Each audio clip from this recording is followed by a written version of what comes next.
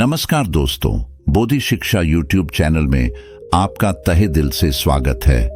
किसी ने क्या खूब कहा है कि जंगल में जो सीधे पेड़ होते हैं वह सबसे पहले काटे जाते हैं और जो टेढ़े मेढ़े होते हैं वह सदियों तक जंगल में खड़े रहते हैं। एक बच्चा अपने पिता के साथ एक जंगल में घूमने के लिए जाता है। वो दूर से देखता है कि एक शेर हिरण का शिकार कर रहा था। उसे बच्चे के मन में एक करुणा का भाव उदय होता है। वह अपने पिता से कहता है कि पिताजी, यह हिरण तो कमजोर है और वो शेर उसको खा रहा है। हमें उसे हिरण को बचाना चाहिए।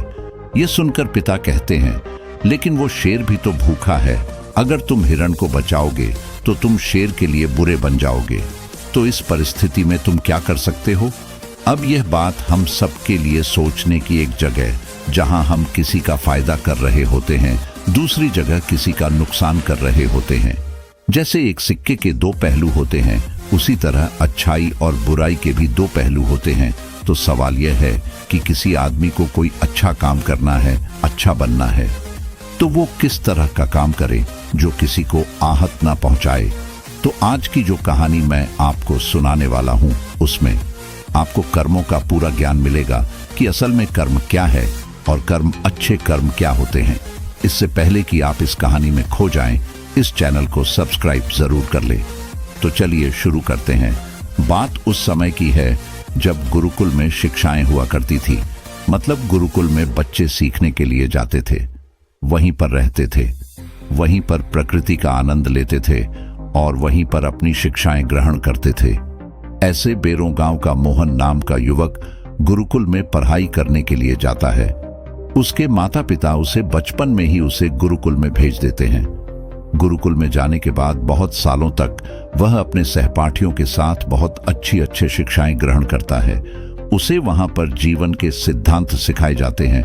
उनमें से एक सिद्धांत यह सिखाया जाता है कि हमेशा भलाई का काम करो, अच्छा काम करो, सबकी मदद करो। यह ज्ञान मोहन के दिमाग में बहुत गहरे से बैठ गया था। इसलिए जब वह वापस गुरुकुल से शिक्षा ग्रहण करके आया तो वह अपने गांव में सबकी मदद करता था, हर किसी का काम करता था। कोई भी युवक उससे कोई काम करने के लिए कहता तो वो मना नहीं करता था। लेकिन जैसे जैसे समय बीतता गया, एक दिन उसने अपने कानों से छुपकर सुना कि गांव के कुछ युवक उसका मजाक बना रहे हैं। वह सब कह रहे हैं कि वह तो फायदा उठाने के लिए है, उसके तो मजे लो, उसका तो लाभ उठाओ। जितना हो सके वो किसी के काम को मना नहीं करता है। वो दूसरों का काम करने के लिए अपना काम भी छोड़ देता है। बताओ कितना मूर्ख है।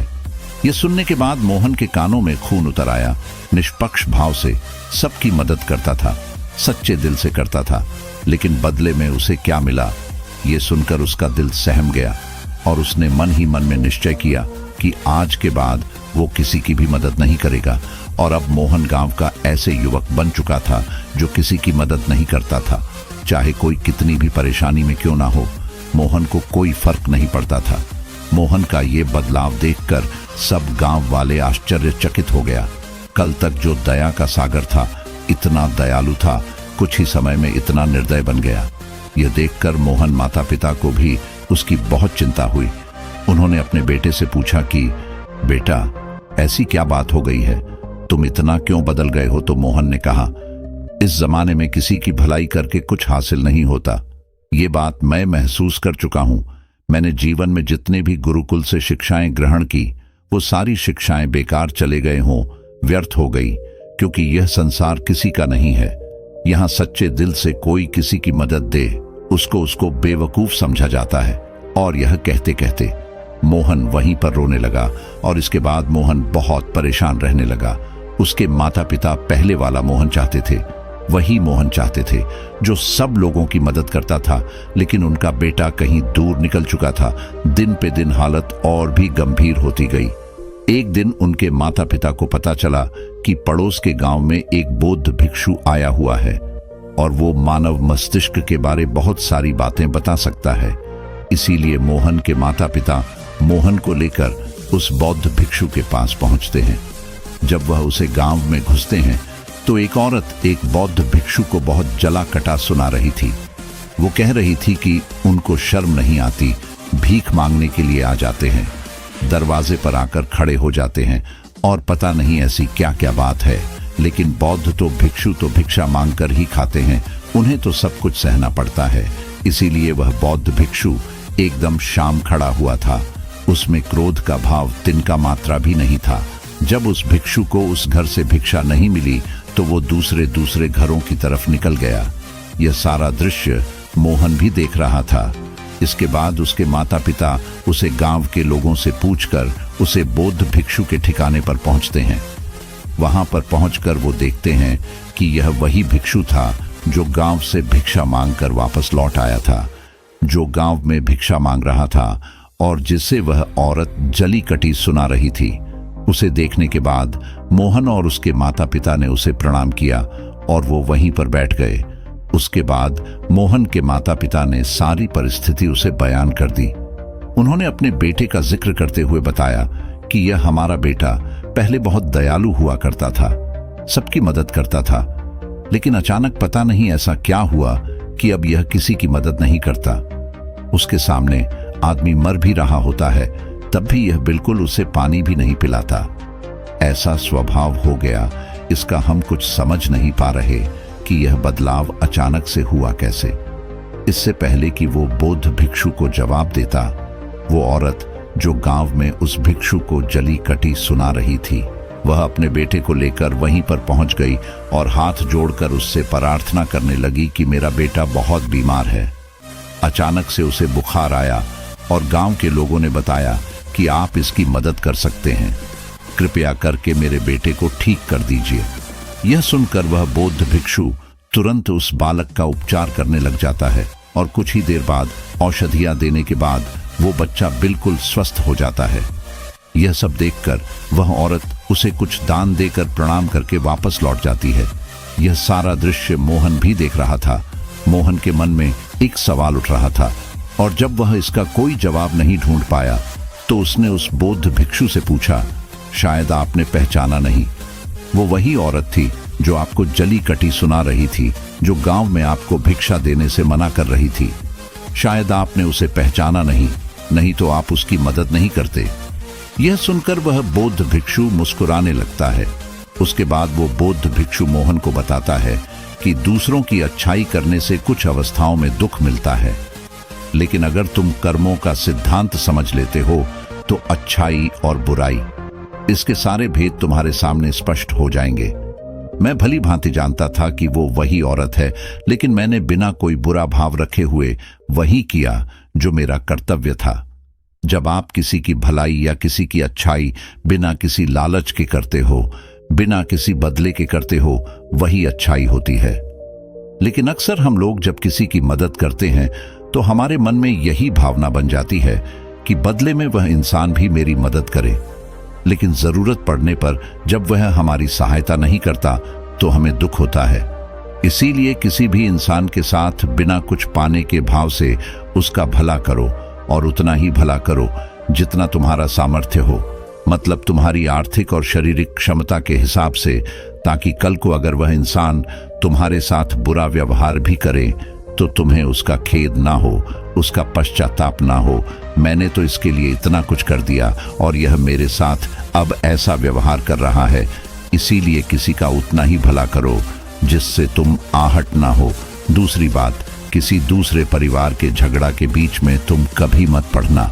अगर कोई पति पत्नी आपस में लड़ रहे हैं और वह पति अपनी पत्नी को पीट रहा है और तुम उसे बचाने के लिए पहुंच जाते हो कि तुम भी औरत को क्यों पीट रहे हो, तो ऐसा करना तुमको संकट में डाल सकता है, क्योंकि वही औरत जिसकी तुम मदद करने के लिए गए हो वो यह कह सकती है कि यह हमारी आपस की बात है, तुम्हें इससे क्या लेना देना, और इसका तुम्हारे पास कोई जवाब नहीं होगा।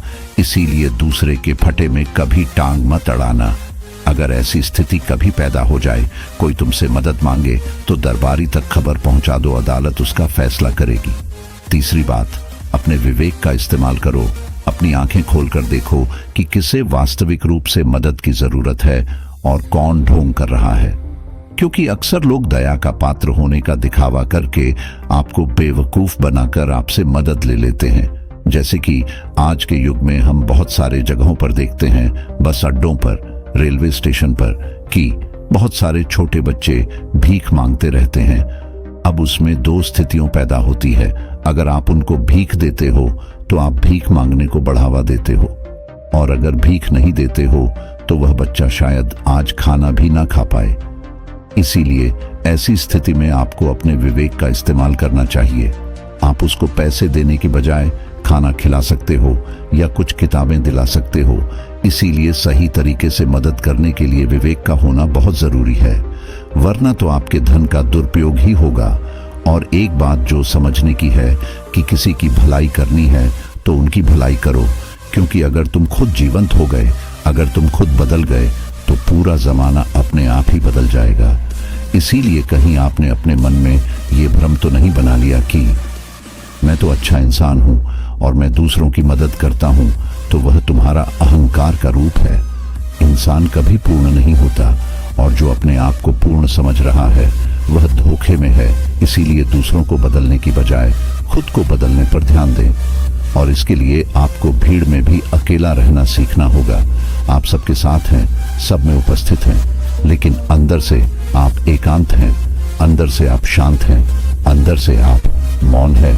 जब आप अपने एकांत को देख लेते हैं तो आपकी अंतरत यात्रा चालू हो जाती है। अपने अंदर के एकांत आनंद उठाने के लिए आपको ध्यान में उतरना होगा।